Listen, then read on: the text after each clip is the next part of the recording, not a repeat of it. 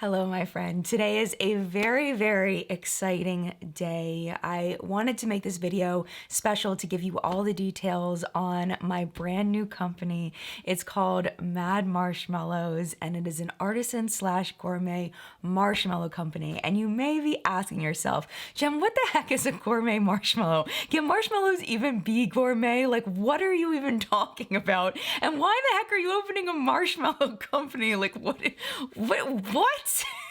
If you want to know all of those answers, I will answer them for you. Hang tight, we're getting into it right now. The first place that I talked about this was on my YouTube community tab. I also put something up on Instagram and I put something up on my Twitter, and then we talked about it in live chat last weekend. But I wanted to do a dedicated video just kind of answering all of the common questions that I'm getting about my new marshmallow company. I did do this 100% on my own. It is 100% self-funded, and it is one of the most fun things that I have ever done in my entire life. I can't even describe to you how much fun it has been bringing this company to life and how much fun I'm currently having just bringing it to farmers markets and now to online sales. But before we get into that, let's just kind of talk about how this all started. Back in January, well, I guess it was December 31st of 2019, I was preparing for a New Year's party at my house. It was, of course, the last big bash at my house. It was the first Christmas and New Year's we had in our new house. We wanted to invite all of our friends and families over for New Year's. I had just gotten a KitchenAid stand mixer for Christmas, and I was really excited to use it and looking forward to figuring out what I could make in it. And one thing that I found that I could make for the party was homemade marshmallows. And I'm actually gonna put that original recipe from Epicurious down below that I made for that holiday party. And I didn't even realize that making homemade marshmallows was a thing, that was something you could do. And they were so freaking good. They were one of the hits of the party.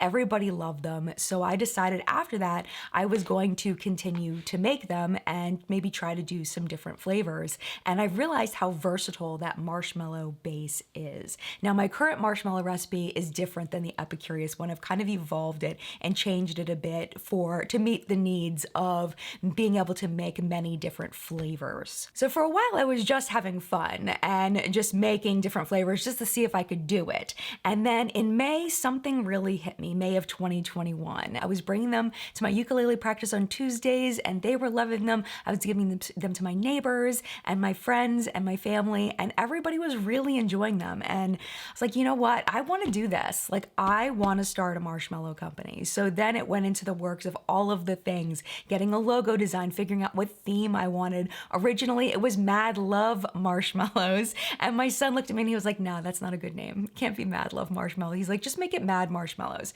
And then I connected it to my love of Alice in Wonderland and the Mad Hatter and just the whole story of Alice in Wonderland and Alice as a character. So let me just show you how that kind of developed into the logo. So if you came to the farmer's market or if you ordered it online, this is what the box would look like. It's got my custom sticker on the front and then the name of the flavor. And then on the back are the nutrition facts. And yeah, that's what the box looks like. I'm learning how to heat seal. I'm still not perfect at it, but it is definitely good enough to keep everything nice and fresh until you open it. I did want to show you what a marshmallow looks like outside of the box. So I made these today. These are the apple crisp macchiato ones. It's a very mild coffee apple flavored marshmallow. It's made with an apple flavored coffee base, and then it's rolled in sugar, brown sugar, and then crushed up vanilla cookies, which is vanilla wafers. And you can see like how squishy they are. Of course, I'm not selling this one.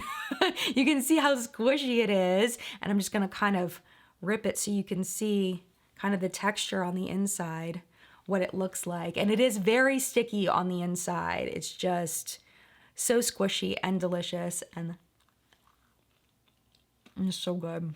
It's so good. It's definitely more appley than coffee, but you can definitely taste the coffee.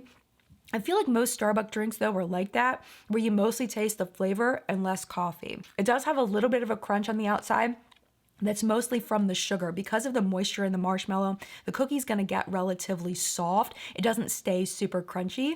So that sugar on the outside is what's gonna give you your little bit of crunch. So doing all my research, cause y'all know I like my research, I looked into what I could do, what I couldn't do, what things I had to do in order to make marshmallows. Like, what do I need to do? So one of the things was I had to choose whether I wanted to go under something called cottage food law or if I wanted to go into a commercial kitchen. So I looked around, and some places in the country, they have something called a shared kitchen space where people like me can go in and rent a space in a commercial kitchen so that you can ship all over the world, or all over the country at least.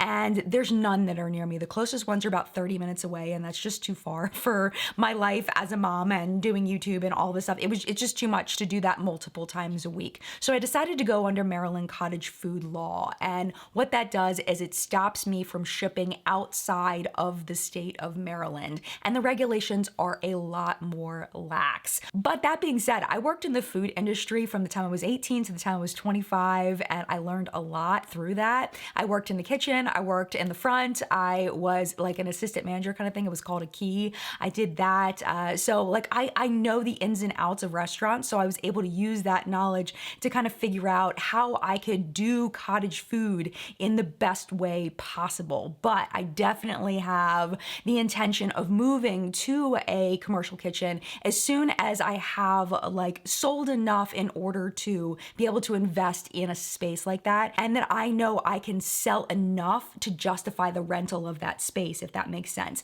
If I'm only selling, 30 boxes a week, that doesn't really justify doing a commercial kitchen space, because I'm going to end up losing more in the rental than I am in actually selling the product. So I need to be on a larger scale before I can get there. So the next part is probably my favorite part, is just kind of getting into the details of what all of it is, like what I'm making. So somebody asked me how hard they are to make, and they're actually really, really easy to make. And they actually are very low cost to make for a basic marshmallow. What costs more is when I chop up like Reese's peanut butter cups and put them in them, because the Reese's peanut butter cups have a price tag to them that's a lot higher. So that's where the cost for them goes in. But the actual marshmallow base is really inexpensive and very easy to make. There are a ton of recipes online. But just as a basics of marshmallow making, what you do is you take a bowl and you put water in it, and then you sprinkle gelatin on top of that, and you let that, what they call, bloom, and it looks really, really cool. And then you make a sugar syrup. So that's made out of corn syrup. I don't use high fructose. It's just regular, like the Caro corn syrup that's not high fructose. And then sugar, water, and a little bit of salt, and you boil that up, and then you pour into the gelatin and you whip it in the mixer, and that's what makes the marshmallow base. And then you can pretty much add anything you want. There's a bunch of websites where you can buy flavor extracts. You can buy stuff from the grocery store and put it in. And that's really all I'm putting in my marshmallows are things that are made by other people. So we're talking, Oreo cookies and vanilla wafers and cinnamon and sugar and, all chocolate chips and white chocolate chips and milk chocolate chips and semi-sweet chocolate chips and graham crackers and all of that store-bought stuff. So the only thing I'm really making in my house is that marshmallow base and then the marshmallow flour that I sometimes roll it in. All of the current flavors will be up on the website, which is now live. There are not a lot of photos over there yet, but we are working on those, on taking really good photography. We bought a bunch of props this week, so you'll be starting to see pictures of the marshmallows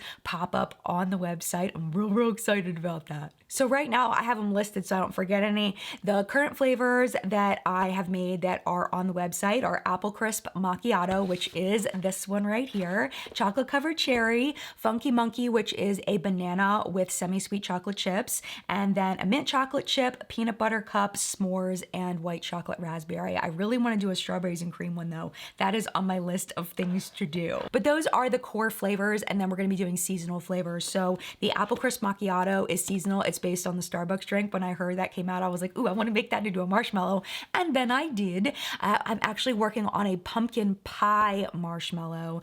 That one I'm still testing to make sure that it, the shelf life is good and all of that. But hopefully I'll have that one available in the next week or two. And then I plan on having some more Thanksgiving kind of flavors. I have a cranberry one in the works. And then of course for the holidays, I want to do a gingerbread one and like a white chocolate peppermint bark kind of marshmallow. I think that would be amazing. So I have all these wonderful, amazing ideas. I actually have about 15 flavors perfected, and I have had all my friends taste them. them. I've sent them to some of my YouTube friends, and I've shipped them to them for them to try, and they are absolutely loving them and giving me feedback on them, which has been so incredibly helpful. But the ones that are on the website now are the ones that have been the hands down favorites of everybody I've shipped them to. There are a lot more that are perfected though that'll be coming to the website in the next couple of months. As far as ingredients go, I've gotten a lot of questions specifically on dietary restrictions. So asking if they're vegan. No, they're not. I use Knox gelatin as the base of it, but I really want to learn how to use kosher gelatin.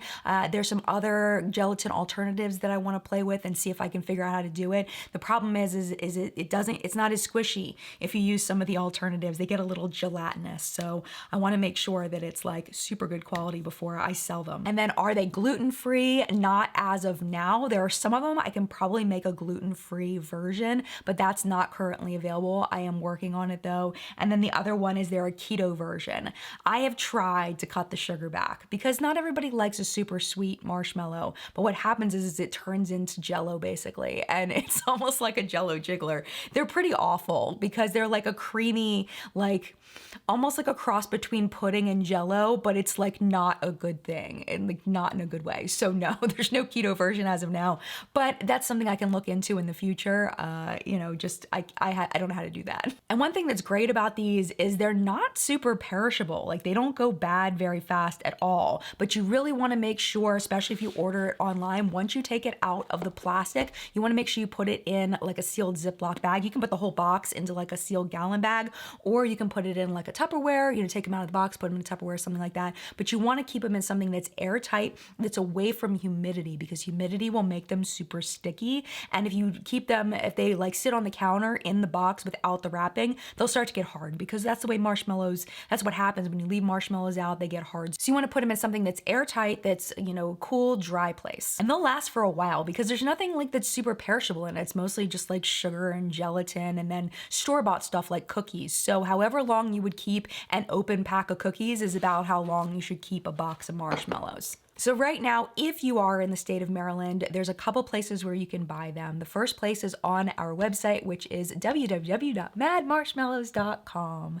And you can go over there, and I do have the boxes over there. It's a very limited amount because I want to make sure, because I am making these by myself, I want to make sure I don't put too many up because then I will fall behind in shipping and I don't want to do that. But once I catch up, I'll add more, and then, you know, I'll just keep going back and forth. Once I make the batch and ship them out, then I'll add more to the website, and it'll just keep going. So if they're all sold out, just keep checking back and see if more are available. The second way to buy them is my favorite, because I get to meet you, and that means you're coming to the Maple Lawn Farmers Market in Fulton, Maryland, which is where I will be the next 6 Saturdays from 9 a.m. to 1 p.m. and I will be there the whole time. It is a very small market, but it is a lovely market. They have all kinds of really good stuff there. You can go to their website. I'll link that down below if you want to see the vendors that are there. Some of the vendors only do every other week, so not all of them will be there every single week. My friend Nina from Nina's Cookie Explosion is going to be there a lot of times, not every single week, but she will be there. She makes the most amazing cookies, so hopefully the week you come, if you decide to come, Nina will be there as well, so you can buy some Nina cookies because they are really, really good. If you're curious about other ingredients, I do have all of the ingredient lists and nutrition facts over on the website that you can check out in case you're curious. And if you have any other questions, feel free to leave them in the comments down below and I will do my best to answer them. Thank you so, so much for watching this video. I hope you enjoyed it. I hope you found it interesting.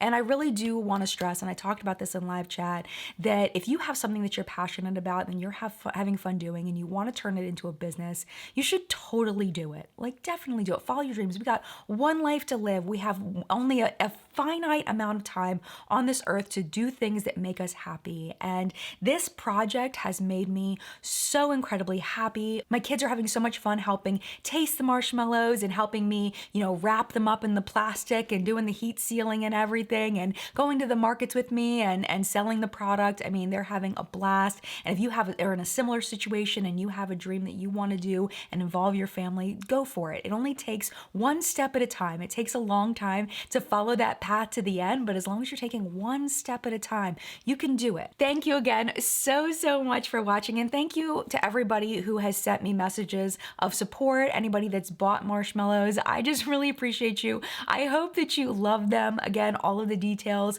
will be down below, and thank you again for watching. Mad love to you, and mad marshmallows, and I will see you in a video very, very soon. Bye!